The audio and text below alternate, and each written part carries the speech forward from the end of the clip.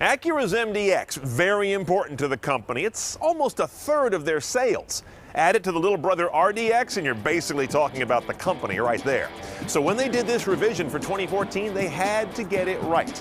It's still highly recognizable, but there's been a lot of things changed on the tech and underneath.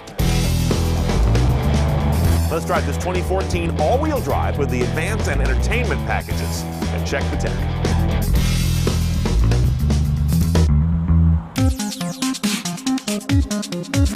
Now you'll notice the MDX is still very much the same kind of look. A little softer and thicker to my eyes, a little more Audi to be honest. It's 2 inches longer, but it didn't go to legroom for the front row passengers, more to the rear cargo space. Now to my mind it is, like so many vehicles in its class, a 2.5 row vehicle. There is a so-called third row of seating, but it's actually seating.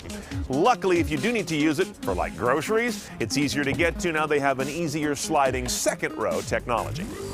Now, if you haven't been in an Acura lately, this is pretty cool. Stacked, large LCDs, and they've revised the interface rather substantially. This down here on the bottom is a really good-looking and major improvement over what Honda Acura used to do for presenting media and such. Here are your sources. Let's take a look at these. AM and FM with HD radio, satellite radio, optical disc, that's CD and DVD on this rig, 15GB hard drive, USB that can also handle iPod, Bluetooth streaming, Pandora and AHA support are built into the car, and of course, aux jacks front and rear. As you can see, touchscreen here, not up here. The one above is driven by either menu buttons down here or this kick, turn, and click controller. Whatever you're listening to, 2 audio systems, bass or ELS audio, which is a big deal with Acura. And of course, you got a lot of settings for that, including different types of surround, subwoofer. There are speakers in the ceiling for the rear entertainment system. They've really jacked this one up. And you can't see this, but there's haptic feedback on the screen. You know, you get a little buzz or a bump when you touch something, but I haven't found that it makes a big difference in the vehicle. It can all get to be a bit complicated though. There are 2 or 3 ways to do almost everything in this car. Here's the one that infuriates me the most. It's an example of over-interface. This is where you go to set the seat heater. In some cars, you got a little plastic switch. On this one, you've got the most amazing multi-level.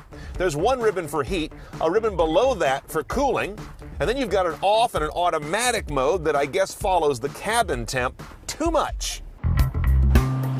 Now, the navigation interface has not been dramatically revised, but I still struggle with it for a couple of reasons. They've got this thing called Acura Link now under local search. It's a little pokey, but in this case, I was trying to get to the Fairmont Hotel in San Francisco. I know how to get there. I wanted the best route under traffic conditions, so I searched for Fairmont. First of all, you can't do any of this while you're moving, so neither myself or anyone else in the car can enter using the keyboard. So then I was stuck with voice command. After the beep, spell the place or category name 1 letter at a time. Fairmont. Spell the place or category name 1 letter at a time. Hotel. Press the talk button to select the command list. Seriously? Fairmont. Pardon? No command was heard. Press the talk button and say a command. It didn't ask for a command, it asked for a place name, and then when I gave it a place name, it wanted a command. This was the most infuriating system ever for entering a destination while driving. Voice simply does not work, and it's fully locked out when you're rolling. And even when I pulled over, used the knob, entered Fairmont, and specified hotels, it didn't find the one in San Francisco. It found a bunch all over the country. The one in San Francisco is world famous. How can it not find that, especially when it knows where I am? Big fail. Bottom line, it's going to be a big toss-up every time you drive this car. Are you going to use that nav or this nav? This works better. That one is supposedly less distracting. I don't think so, because I was really infuriated while I was driving.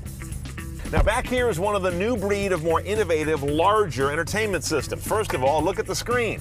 This is optional on the full trim MDX, but look at that thing. It's 16 inches super wide. And you say, well, why? How much can you stretch a DVD? You see it doesn't fill up most of the screen. However, what I can do, I can turn this into a dual screen watching 2 things on there at once. So I hit this dual guy right here. That moves my DVD to the right. I now choose my left source. I'm going to go HDMI, which is also very cool. And what I've got hooked up there is my Android phone, which has an HDMI output port.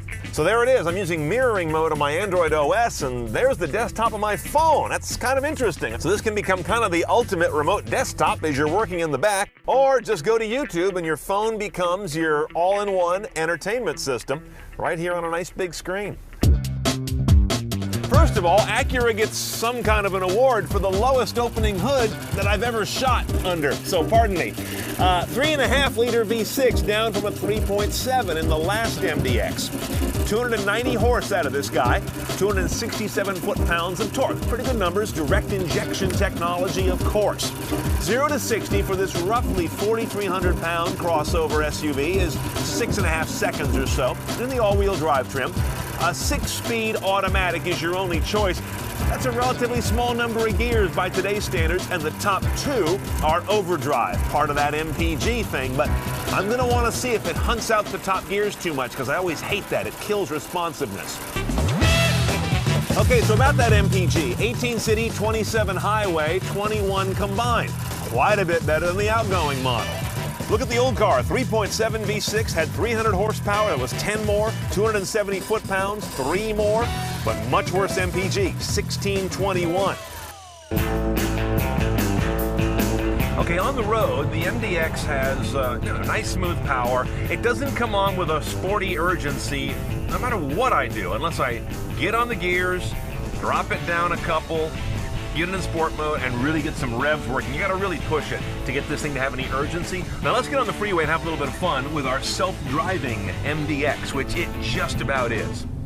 So I've hit the main button here. I've got adaptive cruise on, lane keep assist on. You can see right there I've got my lane keeping divider lines, and I'm also gonna switch on my adaptive cruise control here.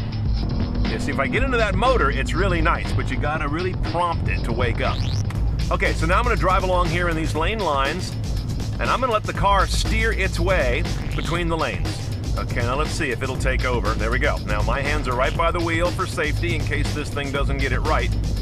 But I'm drifting a little bit in the lane here, and if you look in that overhead camera, I think you're gonna see it start to steer. See that little nibble right there? It's not dramatic, see that? Right there. Now, it just beeps to me, you must get your hands on the wheel, and it seems to defeat the self-steering when it does that. So it doesn't let you drive along for more than about 10 seconds like this. Coming into a left turn there you go. That's a pretty good turn it's making by itself. That's crazy. Now combine this with the adaptive cruise where the car is working the accelerator, working the brakes quite pronouncedly, and you get a real taste of what at least semi-autonomous cars are gonna be like. Now the other thing I've got on this car, it's hard to demonstrate, but take my word for it, if you get too close to a vehicle in front of you, it's gonna flash a big light on the dash that says brake, and it blinks an orange light in the windshield like a head-up display, but it's just an orange light. It also has collision mitigating braking. So it's also going to help you or bring the car to largely a stop when it sees you closing on something too hard. Not gonna demonstrate that. I guess in sum, I came away from this car expecting it would have a little more driving spirit and also all this self-driving tech. It ends up having more self-driving tech than joie de vivre as a driver's car. Our MDX is loaded, as I mentioned, all-wheel drive with advance and entertainment packages. That's top of the stack, so 57.4 with destination. About the only option I would add to go CNET style would be LED fog lamps for 5.5. You're at just a tick under 58 grand now. But if you want a lot of tech in the cabin, as well as helping to keep you in good shape on the road, this is one of the class leaders.